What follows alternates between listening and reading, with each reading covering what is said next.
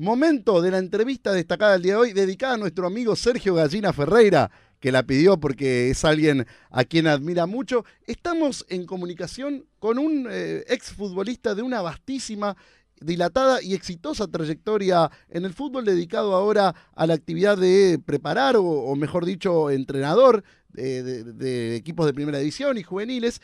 Hacemos referencia a Claudio Espontón. Claudio, muy buenos días. Ricardo Bortolós y Roberto Suárez, desde la ciudad de Villocampo, en la provincia de Santa Fe, los saludamos. Hola, ¿qué tal? Buenos días y bueno, un gusto y la gente de Villocampo. Antes que nada, feliz cumpleaños, Claudio. Fue ayer, pero lo saludamos hoy. Bueno, muchísimas gracias, sí, ya un año más y siguen sumando. ¿Qué se siente tener 50, llegar a ser quincuagenario? La verdad que a veces uno no espera llegar cuando vive bien y que consiguió muchas cosas, es decir, muchas cosas en el sentido de tener una familia, tener hijos, cumplir un sueño que fue jugar al fútbol, todo eso. La verdad que se me pasó rápido y lo he disfrutado. Y la verdad que me siento feliz de cumplir 50 años. Así que, bueno, para mí no es ni un trauma ni nada. Simplemente es seguir viviendo. Cada vez que uno cumple años, quiere decir que está vivo y entonces eso es muy lindo. ¿Cómo fue su llegada desde una ciudad recóndita en el norte provincial como lo es Malabrigo a un club como Platense, que en aquella época jugaba en la primera división? ¿Lo recomendó a alguien? ¿Se fue a probar? ¿Cómo fue ese arribo, Claudio? A ver, yo estudiaba en la Escuela Técnica de Reconquista. He tenido compañeros de Villocampo, que le mando saludos, chicos, que he compartido 3 años en la Escuela Industrial en Reconquista. ¿Recuerda algún nombre de aquí de Villocampo?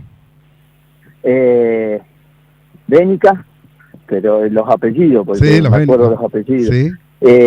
Y después había otro chico, no me acuerdo el nombre exactamente.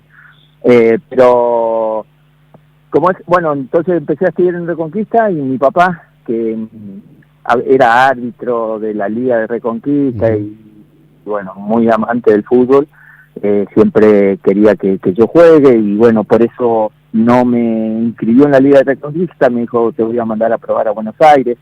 A Buenos Aires porque en el único lugar donde tenía familiares más cerca, no tenía ni en Santa Fe ni en Rosario, era Buenos Aires. Entonces, bueno, me fui a probar a River en diciembre del 83 y quedé porque quedé más que nada por contactos.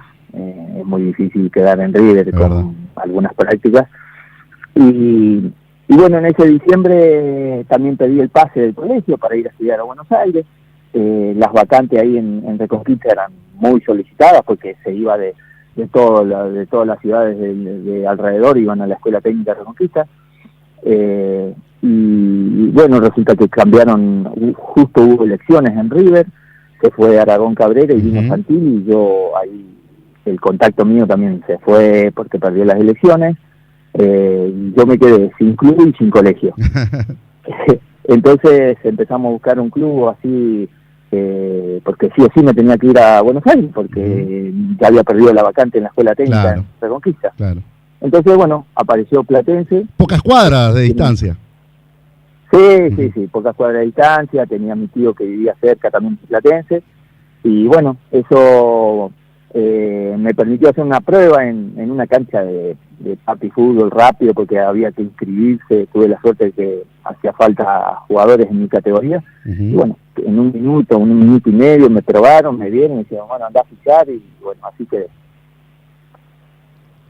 ¿Hola, Claudio? Hola. Ah, sí, eso nos había cortado un ratito, bueno, sí, y así quedé, y ahí empezó mi carrera en la 7ª división de Platense. Y le tocó iniciarse en primera división en una época donde Platense tenía grandes jugadores, pero que peleaba siempre el descenso. Todos recuerdan aquel partido frente a River donde lo remonta con el ingreso de Gambier, la final o el desempate frente a Temperley. Era un momento muy estresante en la vida de Platense porque siempre se salvaba con lo justo del descenso.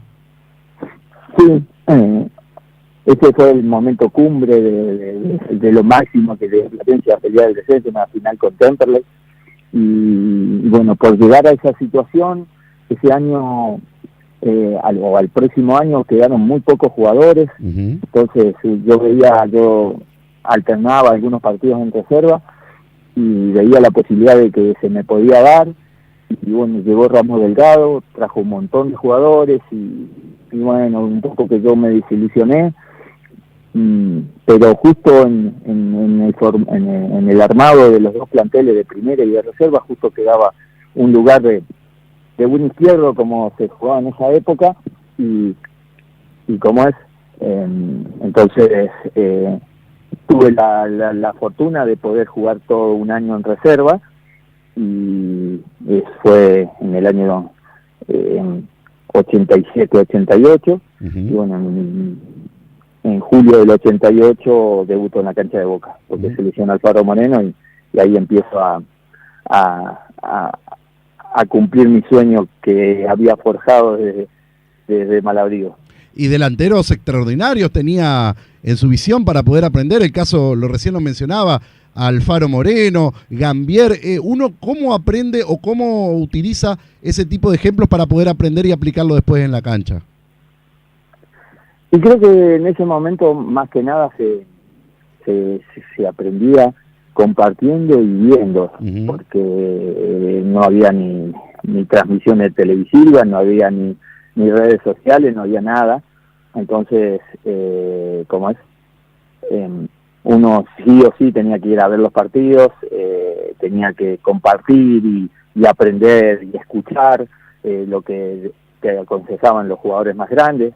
Entonces, creo que esa es la mejor enseñanza, cuando uno lo ve, lo escucha, presta atención y no solamente por imágenes. Entonces, creo que nosotros vivimos una época donde se aprendía mucho y la verdad que también había mucha exigencia porque había muy buenos jugadores. Era otro fútbol, pero había muy buenos jugadores. Y bueno, fue partícipe del mayor logro en la historia de Platense, que fue haber ganado esa liguilla pre-Libertadores, una liguilla que después no lo terminó clasificando al Libertadores, pero que le ganaron la final a Boca.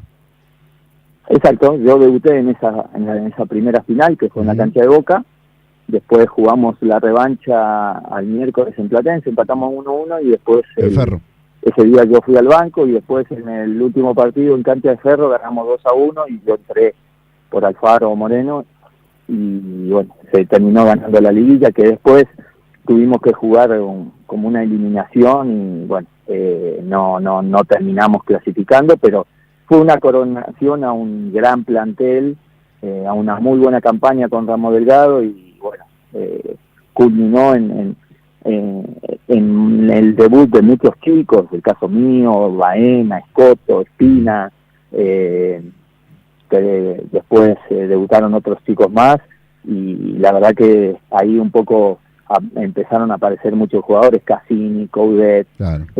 La verdad que en ese momento Platense tenía un semillero muy bueno y lógicamente todo era producto de buenas campañas. Se empezó a apostar por los chicos que aparecieron y bueno, eso la verdad que le vino muy bien al club. Pudimos mantener por años la categoría y bueno, cada uno después empezó a forjar su futuro. Éramos vendidos por el club y al club le entraba bueno, buen dinero para esos momentos y la verdad que fueron épocas doradas del club. Escuché en una nota que concedió un medio de la capital provincial en esta semana diciendo de que en el momento que usted llegó a River, quizá por su juventud o por otras cuestiones, no entendió bien qué era llegar a River o qué era lo que significaba River. ¿En qué se basa puntualmente para decir ello? Es que yo del día que debuté y jugué 3 años seguidos de titular en Platense. Sí. Un poco como que yo me sentía seguro, entraba, jugaba, al otro domingo sabía que jugaba, por más que no tenía buena actuación o no.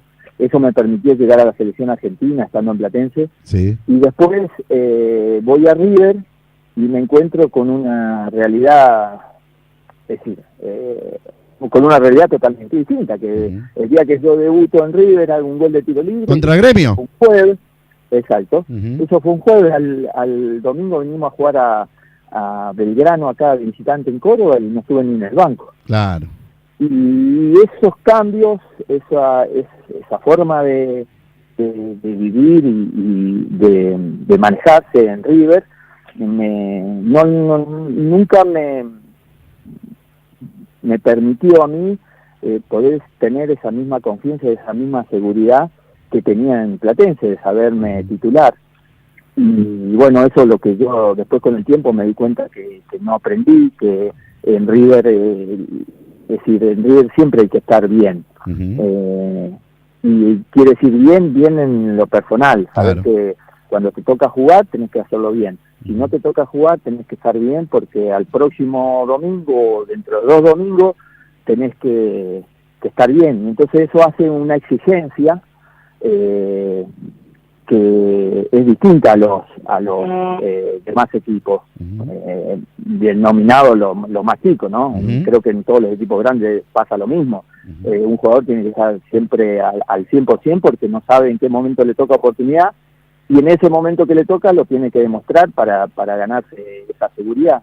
Y bueno, yo eso creo que fue la mayor deuda que tengo de no haber entendido eso, porque bueno, venía muy joven, tenía 22 años y había vivido muchos años de titular, había estado en la selección argentina y no podía resolver eso. Y bueno, a veces después ya, cuando uno no encuentra la solución, empieza a decaer en su rendimiento. Y bueno, me terminé yendo a préstamo y después salí goleador del torneo en Platense nuevamente, y ahí River, que seguía siendo dueño de mi pase, me vendió al Toluca de México. Pero lo que yo no comprendí fue eso, esa exigencia de estar al 100% siempre en River.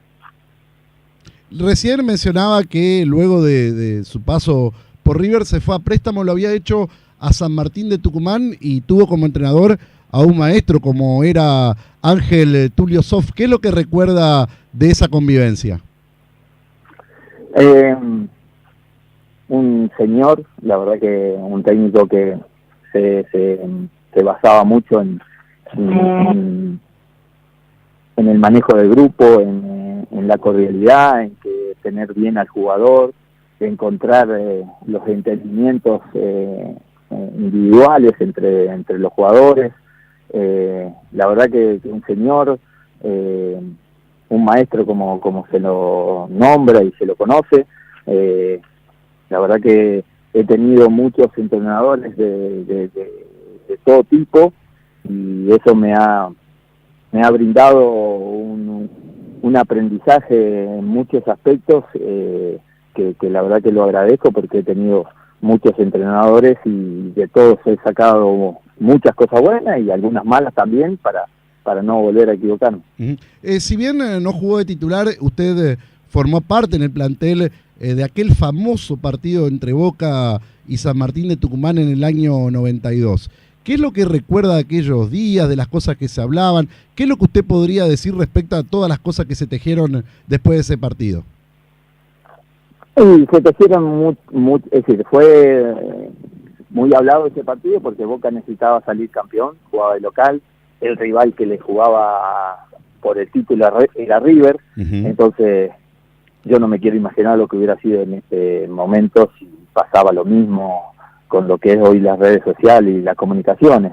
Era un murmullo de que Boca tenía el partido ganado, que iba a hacer un trámite, y bueno, nosotros fuimos, yo me acuerdo que estaba en el banco y le decía a Sof, le decía que quería entrar porque íbamos ganando 1-0 y yo siempre me había ido bien con Boca, y bueno, terminamos empatando un partido que toda la gente pensó que estaba relegado, pero era un lógico empate que se podía dar por el tema de que Boca tenía la necesidad de no perder, y nosotros también teníamos la necesidad de no perder porque peleábamos el descenso, un equipo recién ascendido, y y era un muy buen resultado. Lo empezamos ganando, Sí.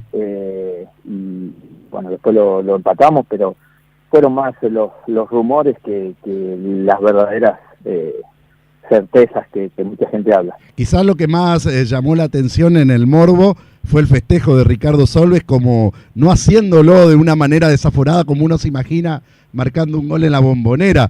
Son esas cuestiones que, como usted dice, por ahí llaman la atención más en el run run que en lo que realmente ocurre. Sí, porque Ricky Solves hizo un gol difícil, es decir, la pinchó, la definió, y como que diciendo qué gol que hice, y a veces alguno se sorprende de las cosas que hace dentro de la cancha, y la reacción es instantánea. Uno no puede manejar, decir, no, hoy voy a como es, a gritar el gol. Eso uno lo siente cuando sucede, y eso fue lo que pasó con Ricky, pero bueno, queda en el mito de ese partido nada más. Usted jugó en el fútbol mexicano en un gigante de aquel país como lo es Toluca. ¿Cómo evalúa o cómo evaluó su paso por el fútbol mexicano teniendo en cuenta el nivel futbolístico que había en aquellos años en ese país? Sí, en ese momento el Toluca no era tan preponderante como lo es ahora. El club creció mucho, pero sí era un equipo poderoso en el sentido económico, porque pertenece a la Corona, y a la cervecería Corona, y tiene un muy buen respaldo. Pero en ese momento no era un equipo muy importante, era de mitad de tabla, una experiencia distinta, un fútbol diferente. Me acuerdo que me sorprendía el tema de que en el entretiempo los jugadores, en vez de ir al vestuario, firmaban autógrafos, la gente tomaba cerveza en botella de vidrio, y la dejaban ahí al lado, y se sentaban uno al lado del otro. Cuando uno hacía un gol se paraban uno, cuando hacía el gol el otro se paraba el otro.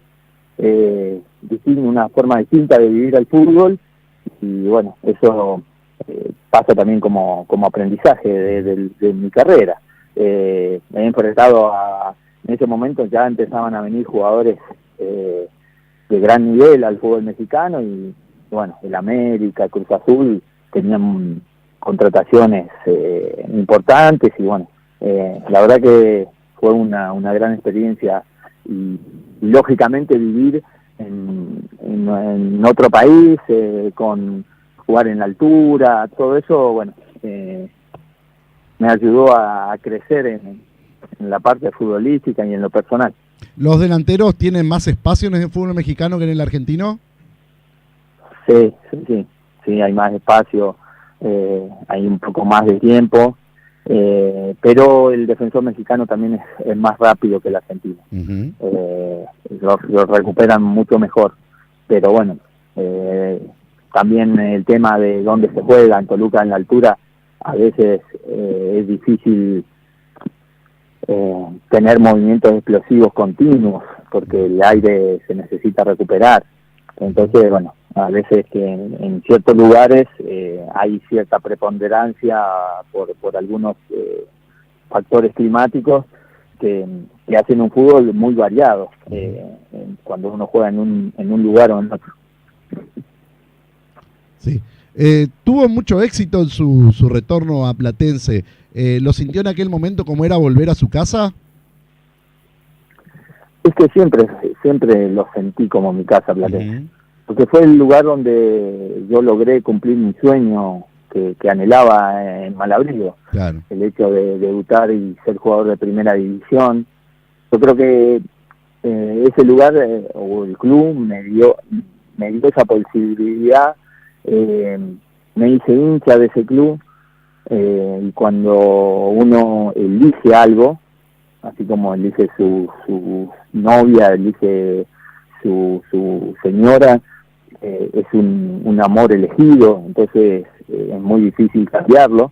Y bueno, yo elegí Platense como colores de mi vida, y siempre resultó un lugar muy especial, que adoro, y que lógicamente por eso también tuve buenos rendimientos, y ¿Hola? la gente un poco que valora todo eso, porque realmente lo hacía defendiendo unos colores que amaba. Y le tocó integrar un plantel en su segunda etapa con jugadores de gran valía. Quizás quien más resaltaba ahí era Marcelo Espina. Sí, con Marcelo hicimos una dupla, nos entendíamos muy bien. En un torneo hicimos 32 goles entre los dos, 32, 34 goles. Él es un año mayor que yo, pero la verdad que nos entendíamos de memoria y fue un placer compartir un año espectacular en Platense, que fue una campaña que estuvimos mucho tiempo, como 13 fechas punteros del torneo, que la gente no se olvida.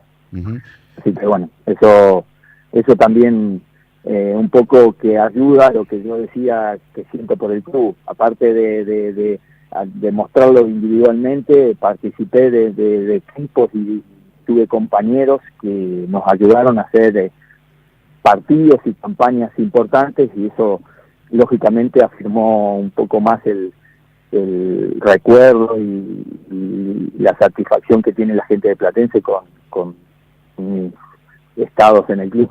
Usted estuvo en River, mencionó recién, estuvo en la selección argentina. Esto ocurre en el 99% de los jugadores. Llega un momento donde después de estar en lo más arriba, en la cúspide, uno se da cuenta solo y se empieza a notar de que por ahí va decayendo en lo que tiene que ver con su rendimiento futbolístico. ¿Cómo se asume esa etapa en la vida donde uno ya ve que los equipos en los que empieza a jugar ya tienen menor valía, empieza a jugar en categoría de ascenso, siguen con las mismas ganas, se pierde un poquito esa gana, Claudio? A ver, yo diferencio dos cosas. Los jugadores, yo creo que todos los jugadores profesionales son diferentes, y diferentes a los jugadores o a la gente normal que practica fútbol, qué sé yo. Todos los jugadores que son profesionales tienen algo diferente y por eso llegan a ser profesionales. Después, todos tienen sus virtudes y sus defectos, y algunos tienen más virtudes que otros, qué sé yo. Y eso hace que distintos jugadores tengan altibajos, tengan torneos muy buenos, bajen a mitad, suban un poco más, peguen otro pico de rendimiento. Y los verdaderamente cracks, o que son diferentes, son jugadores que aparecen y empiezan una pendiente progresiva, que no paran. Claro. Puedo poner muchos ejemplos, caso Tevez, que empezó en Boca, Corinthians, y siguió West Ham, Manchester, y así, y no paró de éxito. Verón empezó en Estudiantes, Boca, el Parma, después la Lazio, Inter, Manchester, y así puedo nombrar todos los jugadores. Yo considero que esos son cracks, los que empiezan y no paran de subir, de crecer, y bueno, llega un momento, sí, como que a todo no pasa, de que el físico, las motivaciones, quizás el empezar a analizar las cosas, hacen de que uno caiga en su rendimiento, y es lógico y normal. Nosotros somos una profesión que yo lo comparaba, que tenemos que aprovechar nuestros momentos, porque un músico puede tener 70 años como los Rolling Stones y siguen llenando gente y pueden tocar y pueden disfrutar de su profesión en esa edad. Nosotros la tenemos que hacer en un tiempo muy corto y a veces es muy difícil, muy estresante, y saber que uno no puede hacer lo que le gusta es muy difícil. Entonces, cuando uno se acerca por los años y por todo lo que te dije antes, se acerca a ese momento, es como que empieza a pensar en otras cosas, y por ahí se enfoca de lo que es el rendimiento o el entrenamiento o la motivación principal de entrar a una cancha. Entonces por eso uno baja el rendimiento, que es normal. Algunos lo pueden mantener, otros no. Por eso algunos dejan a los 30 años, otros dejan a los 35, otros a los 40 siguen jugando, pero bueno, son relativos. pero te pasa a todos los jugadores. ¿Qué es lo que recuerda de su trato con Francisco Ríos Seoane en la época de Deportivo Español, esta persona tan polémica que era? Yo estuve 6 meses nada más en Deportivo Español, lo crucé una vez, un señor con mucha personalidad, muy autoritario, en el sentido autoritario, muy seguro de lo que él quería y lo que él tenía que hacer. Pero bueno, es lo único que puedo decir de él, porque no tuve mucho trato con Ríos Seoane, porque yo llegué y ese mes creo que él estuvo de presidente y después ya asumió otro presidente que fue Rilo, y a ese sí, bueno, lo tuve con más trato, pero si no, con Ríos Seoane tuve poco. Recién mencionaba, bueno, el ejemplo de Rolling Stone, que a los 70 años pueden seguir haciendo lo mismo, lo que les gusta. En el caso del futbolista, son quizás los jubilados más jóvenes, a los 35, 40 años cuando mucho, ya se retiran. ¿Cómo fue para usted el momento del retiro? ¿Es difícil tomar la decisión? ¿Cuesta dejar de hacer eso que tanto lo apasionó durante toda la vida de manera profesional? A ver, yo lo que pasa es que lo tomé como un momento de mi vida, porque lo que yo soñé lo había cumplido. Soñé con jugar un partido en primera división y lo cumplí. Soñé con llegar a un equipo grande y lo cumplí. Lógicamente soñaba con estar en la selección y lo cumplí.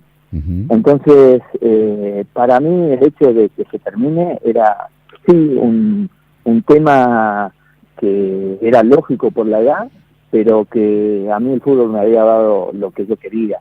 Entonces, y hablo solamente de eso, de poder entrar a una cancha y ser el jugador de fútbol. Después, los logros, las continuidades, el dinero, eso la verdad que nunca me pasó a ser un problema o un motivo. Yo lo que soñé lo había cumplido, y eso para mí fue lo mejor que me dio el fútbol. ¿Cómo ve la realidad actual del fútbol argentino, lo que tiene que ver con las categorías formativas? Y que el tema de la formación hoy se vive más por los resultados que por el hecho de la palabra en sí, de formar a los chicos para que sean jugadores de fútbol. Entonces, parece que formar a un jugador de fútbol es que gane, y no es así, y creo que ahí está el gran error, y por eso después los jugadores o los equipos o las divisiones de cada categoría que se acostumbran a ganar o que ganan, en el momento de que no consiguen eso se derrumban y no tienen sustento, porque no se han formado, sino que lo han llevado a solamente un solo objetivo, que es ganar. ¿Y es optimista de que ese concepto cultural pueda ser modificado en el tiempo, Claudio? Yo creo que va a llevar mucho tiempo, y más como es el país, como es la cultura de los jugadores juveniles, que lógicamente todos están pensando en una mejora económica de ir a Europa y poder ganar dólares. Es muy difícil, va a llevar mucho tiempo, pero bueno, es la realidad que viven también, Es verdad. Nosotros en mi época, para llegar a la selección, bueno, a mí me tocó ir de Platense a la selección, pero era muy raro. Es muy difícil, sí. Pero para que te vendan a Europa tenías que jugar en un equipo grande. Seguro. Si no, de cualquier otro equipo no te ibas a Europa. Y hoy salen de cualquier lado. Yo creo que de Villacampo puede salir un jugador que va a jugar a Europa. Y eso hace que sea la realidad muy distinta. Entonces, es lógico que los objetivos sean otros.